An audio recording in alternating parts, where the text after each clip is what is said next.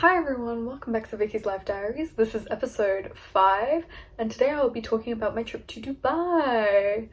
So I disappeared for a couple of weeks off all of my social media because I went to Dubai with my boyfriend to go see his family. So this video is sort of going to be what activities I did, what I enjoyed about it, what I didn't really like about it, just the overall experience that I did have there.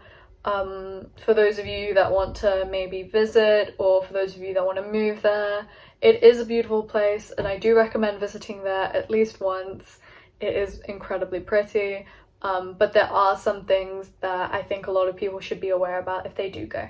So let's get on with it. So the first thing I want to talk about is flights and pricing, because I know Dubai is an incredibly expensive city to even just visit, let alone live there. Flights wise, if you book enough in advance, it will be cheaper. So me and my boyfriend, we booked about 3-4 months in advance. For me, it cost I think around 550 to 600 pounds. That's with 23 kilos of checked luggage in. 23 kilos of checked luggage is a crime, but that's besides the point. We booked with British Airways and we flew economy because British Airways business class is not that good, and that's just from looking at it. I wouldn't know about hotel pricing because we stayed with my boyfriend's family, but I do know that a hotel can sort of go upwards of £200 per night there. Again, depends on the area, depends what type of hotel you book, depends how close it is to the city centre and all of the sort of main touristy places. Food was also paid for because my boyfriend's family did cook quite a lot, but I did notice that food there is quite expensive. If you go out to eat, it's very overpriced, I think, and you can see how overpriced this is even just by looking at the cafes and restaurants. When me and my boyfriend went to a cafe, a coffee and a cinnamon bun was £15 if you do the conversion. That's a crime. That should be a crime. But again, it's an expensive city, so if you do plan on visiting, if you're looking at expenses alone, you do need to save up. You do need to have a substantial amount in your bank account just to pay for amenities, hotel, food, etc. And that is without shopping. When it comes to activities, there is a lot to do in Dubai, and I think it's important that you plan out what exactly you want to do, what you want to visit, because there is a lot to do, there is a lot to see. It is a beautiful place, but even though me and my boyfriend had 10 days there, it wasn't enough to see everything. I think if you visit Dubai, you do need to plan, you do need to know exactly what you want to do and where you want to go. It's not only about getting yourself to those places, it's also about having enough time to go there. I know me and my boyfriend did run out of time only because there was a storm that sort of hindered us in our last couple of days, but we did make a semi-itinerary of where we wanted to go. So the first place that we went to was Mall of the Emirates. It's a really nice mall. It's a little bit smaller than Dubai Mall, which is the largest one there, I believe.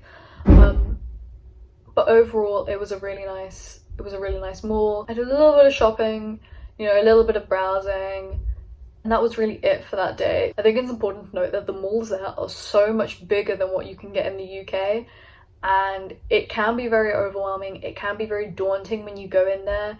It's a lot of walking for a mall. All I'm going to say. The second thing we did was we went to the beach. Me and my boyfriend always complain about how pale we are, so we really needed just a beach day where we hit the beach, we lay down, sunbathed, went into the ocean. There are 2 things to note. One of them is that the water there is incredibly salty, like more salty than I think I've ever imagined. Your skin will dry out. So for the love of God, have a hydrating sunscreen, because not only is the sun incredibly powerful there, combined with the saltiness of the sea, your skin is going to suffer. So please bring a hydrating sunscreen. And the second thing is that a lot of the beaches lack a lot of privacy, and you may feel that you're being stared at. You are. That is a separate topic I will talk about at the end. The third key place that we went to was Atlantis, the water park. My boyfriend's family paid the ticket for me. I believe the tickets are upwards of £100. We went during Eid time, so of course there was a massive upcharge, but you know, that is to be expected during a holiday like that.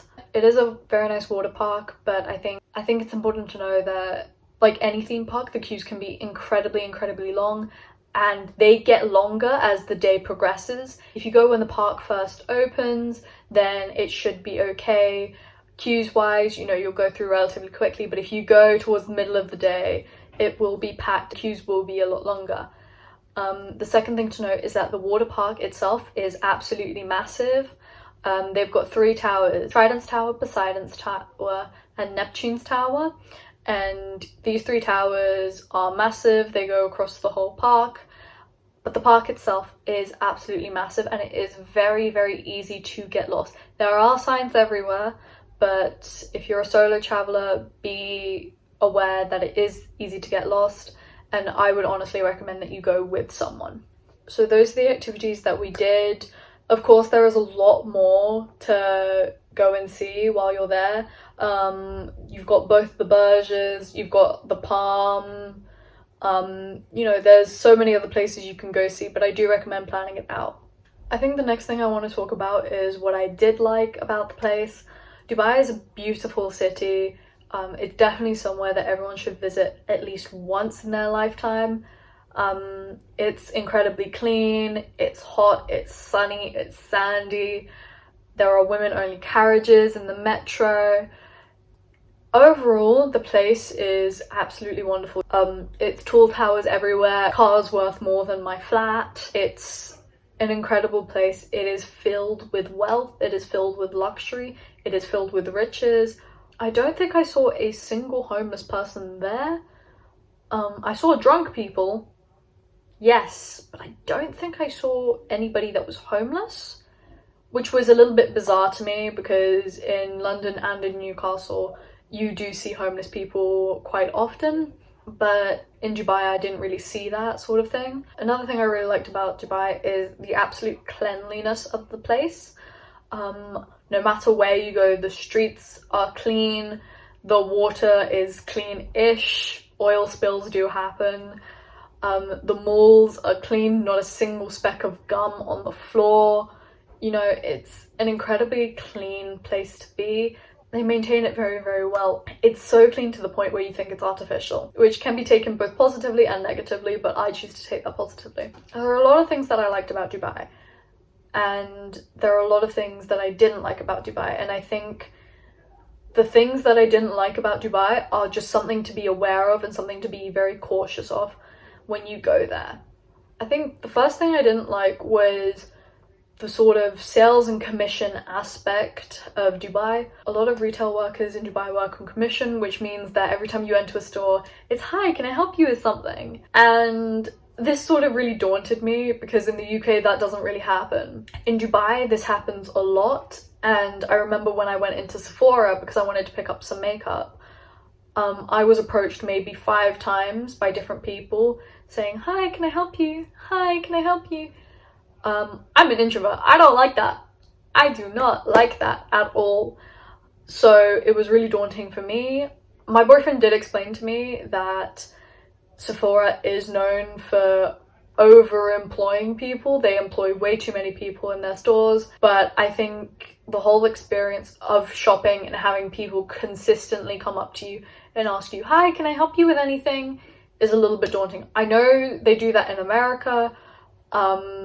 In England, they don't do that, and in most of Europe, they don't do that. So it might just be a cultural difference there, but it made me feel very sort of uncomfortable. Of course, you can just say no thank you, but I think it was the amount of times that I had to say no thank you, I'm just looking, that really sort of got to me. Like, I literally had to end up using my boyfriend to do that. The second thing I didn't like was the staring. I mentioned this briefly earlier in regards to the beach, but there are a lot of people in Dubai that stare, and it doesn't matter how modestly you dress, if you're head to toe, if you're in a hijab or not, the men there will stare. And I noticed this not just happening with me, but with my boyfriend's mum And even when I was in a women's only carriage at the end of the metro, there were men that would peer in and stare.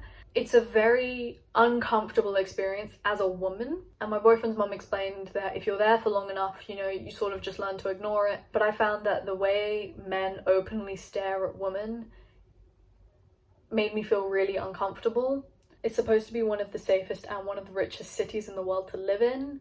And on a surface level, yes, it is by far the richest city I've ever visited. On the surface, it does seem very safe, but I noticed after 2-3 days, I felt increasingly unsafe. That's not to say that I wasn't safe, but I felt unsafe. And as a woman, that feeling is so important. You need to follow your gut instinct. If you feel unsafe, get out of there. The only 2 times I felt really unsafe is when I was traveling on the metro and when I was on the beach with my partner. I felt like there were eyes staring on me. I didn't really feel that safe there. And while it is supposed to be the safest city in the world, when you feel unsafe, there's nothing that can really shake that feeling.